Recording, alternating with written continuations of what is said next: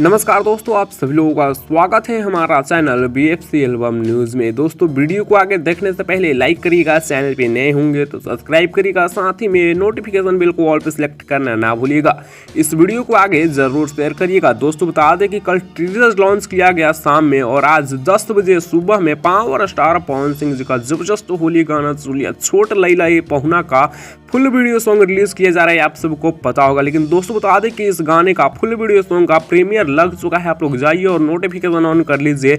जिस गाने को पवन सिंह जी के साथ शिवानी सिंह गाई है और जिस गाने में पावर स्टार पवन सिंह जी के साथ डिम्पल सिंह जी नजर आने वाली है।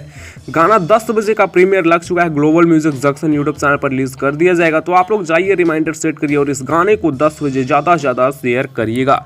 फिलहाल बता दें कि कल पावर स्टार पवन सिंह जी का बहुत ही भव्य तरीके से नेपाल का स्टेज शो बहुत ही अच्छे से हुआ, जिस शो में पावर स्टार पवन सिंह जी के साथ काजल राघवानी भी नजर आई थी। फिलहाल इस वीडियो को मैं खत्म कर रहा हूँ। वीडियो कैसा लगा नीचे कमेंट से बताइएगा। अपडेट पसंद आया होगा तो लाइक शेयर सब्सक्राइब करिएगा। ऐसी और भोजपुरी की लेटेस्ट वीडियो जानने के लिए आप हमारे चैनल BFC एल्बम न्यूज़ को सब्सक्राइब करना ना भूलिएगा।